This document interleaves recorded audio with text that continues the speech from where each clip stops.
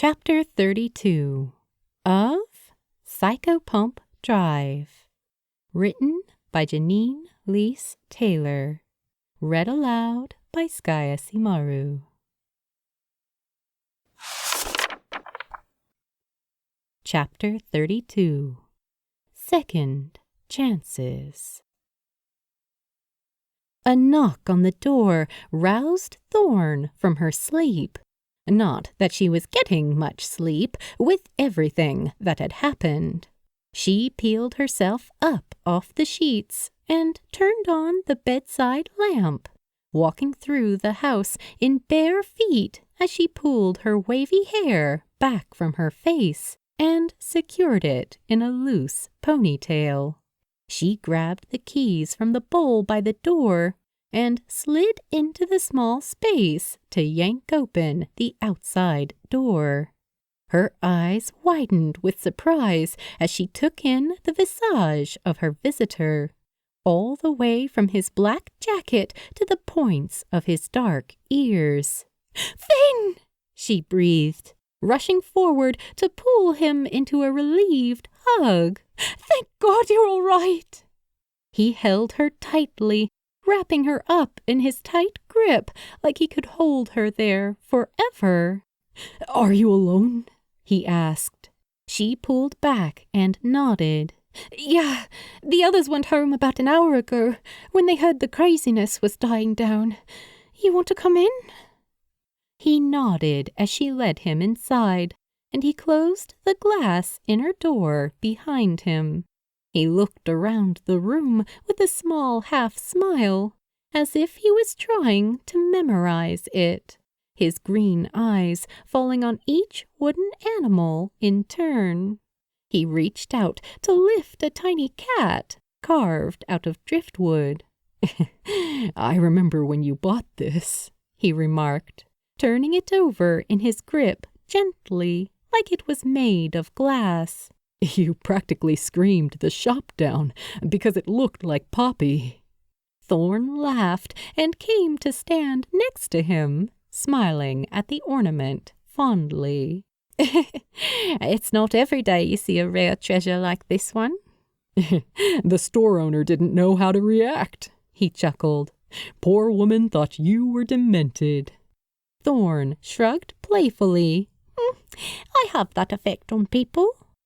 Her smile fell away when she noted the change in his expression and watched as he set the cat back down onto the mantelpiece again. "Something happened," she said.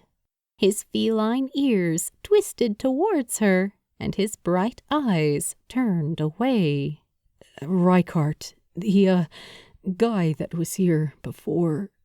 He swallowed down the rising emotion in his throat, feeling the tide of it threatening to overwhelm him again. "He's gone." "Oh," the pink-haired woman gasped. "Oh, Finn, I'm so sorry." He exhaled a breath, reaching up a hand to push back his wet and curling hair. "He made a choice," he said. "He used a spell that helped us to defeat that hollow, but there's no coming back from it." "So it's really gone? The destroyer?" she questioned, stepping closer so that she could reach out and touch his chest. She had gotten used to the lack of heartbeat she felt there, but the sensation of his cold skin was still rather strange. The Amarini nodded. "She's gone." Thorn tilted her head to one side questioningly. "What does this mean?" "It means they're going to make the whole city forget what happened," Finley explained. He reached out to touch her face, her shoulders, her hair. "Erase the last few days from the memories of everyone who was there." Her expression fell. "I'm going to forget you too, aren't I?" He met her blue eyes in the darkness. "It's the only way, Thorn." Her brows furrowed as she shook her head quickly. "No!" she argued. "That isn't fair! I can't! I won't!" He leaned in to brush her lips with his own, and she sank into his shape. He could feel her tears against his skin. He wished that he could pour out every feeling into her, let her know how much he loved her, how much he would always love her. Eternity seemed like such a long time.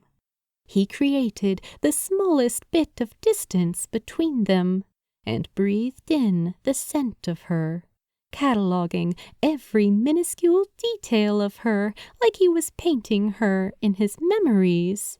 Her eyes opened again to look up at him, as if she were reading his thoughts. She had been the only fact in his life, the only thing that had given meaning to this otherwise out-of-control universe. And he loved her enough to let her find that again. "When I'm gone," he whispered, "I need you to keep living." She frowned. "No, Finn, this isn't fair. I just got you back again." He traced a hand along the shape of her cheekbone, her chin. "I was never back, Thorn," he whispered. "This was just a second chance for us to say goodbye." He could feel the heat of her tears as they brushed against his thumb. She brought her lower lip into her mouth. Her breaths were beginning to tremble. "Don't say that." "You and I both know that our story has already been written. We just have to add the final words." He pressed his lips to hers again. "I love you," he breathed, and kissed her again. "I love you." Another kiss, firmer and filled with emotion. "I will always love you." "Finn," she choked. "Please." "You need to say it," he urged her. "We may not get another chance." She closed her eyes and let out a quiet sob as he touched her face, his hands pulling her into another kiss. "No matter where I am, I will never stop loving you." "I love you too," she answered him. She leaned into his embrace and let her tears flow freely, holding him like a child holds a safety blanket, something that has always protected them from the world they didn't understand. It was like losing him all over again, and her throat burned with the intensity of her hurt. "I'll come find you," she breathed. She reached out and grasped the wooden ornament, pressing the feline into his hands.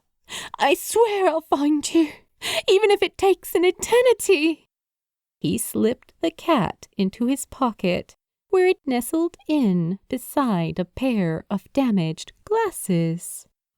"Goodbye, Rose Daniels," he said, and kissed her one final time.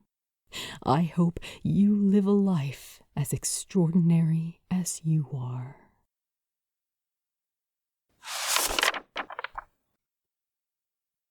Epilogue. 214 seasons had passed by in the blink of an eye.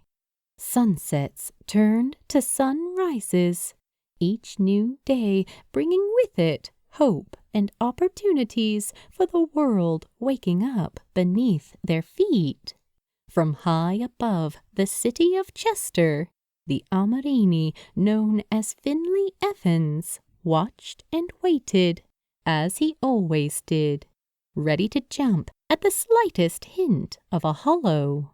As the sleepy city began to awaken once more, the smell of coffee and the sound of church bells signaled the end of his patrol. He placed the reaper known as Sassy onto the holster at his back and leapt across the rooftops as silent as smoke. His black cloak billowed around him, the ends catching in the wind. Miles beneath him, the living would not hear a sound. Such was the magic of the underground. The familiar chorus of seagulls led him back towards the quiet entrance to Psychopomp Drive, and he pulled down his hood and stepped inside as the tiles unveiled their hidden door. He waved at the new guardians of the gate, the Irish sisters, Bob and Morgan, and continued on past the canine shape of Anubis and his skeletal companion, Charon. The melody of Psychopomp Drive flowed through him as surely as any heartbeat now, joining him to the other spirits of the in-between, as if by the flowing rivers they guarded beneath their feet. When he entered number 16, laying Sassy down against the back of the sofa, he was surprised to find not one cat-like grim awaiting him, but two. Breton, Salo's younger litter-mate, nodded in acknowledgment as he came to stand by the table. Pure white, with eyes like frozen glaciers, Breton had made herself comfortable on Spectre's lap, enjoying the attention the pale-skinned Amarini was lavishing on her. "Breton," Finley said, as he grabbed a drink from the fridge. "This is a surprise. What brings you by?" "Breton has chosen her 8th, Spectre elated, grinning from ear to ear. "We're finally getting a new Amarini." Next to him, Abby rolled her eyes fondly, laying back in the comfortable armchair. "Couldn't keep it in any longer, could you, hen?" Finley's ears perked up tall on his head as he drank. "Well, it's about damn time," he remarked playfully as he wiped his mouth on the back of his sleeve. "You were way too fussy with your candidates." Breton's pale pink nose twitched at that. "Well, this one made it very easy," she replied. "They requested the position personally." "Wait," Finley started, laying down his half-emptied bottle on the tabletop by his hip. "What do you mean by requested?" The white grim stretched as she stood, hopping across the kitchen to stand by the far door. She lifted one back paw and knocked against the door 3 times. "You can come out now, dear," she offered cheerfully. The door to the pantry peeled inwards, and the figure of a new spirit slowly stepped out into the living room.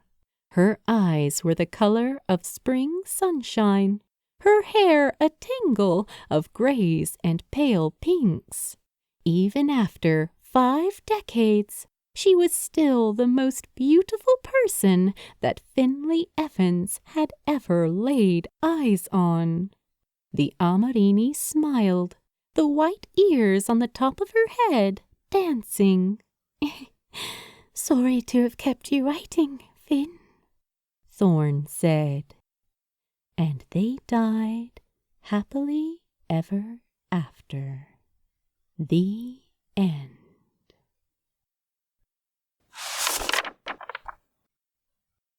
The author, Janeen Leese-Taylor, a.k.a. Landry, was born in the town of Coleraine in Northern Ireland. She spends her free time running marathons around the Causeway Coast and making up stories to amuse her friends and family. She is an avid lover of all things tattoo-related and thinks that audiobooks are the bee's knees. She lives with her husband, Liam, their border collie cross, Zaria, and their guinea pig, Peekaboo, who she one day fears will take over the world. You can follow them on their social media pages under the name @InkAndSmudge and @InkAndSmudge Books. The narrator, Sky Asimaru, records from a home studio in the mountains of North Carolina, USA.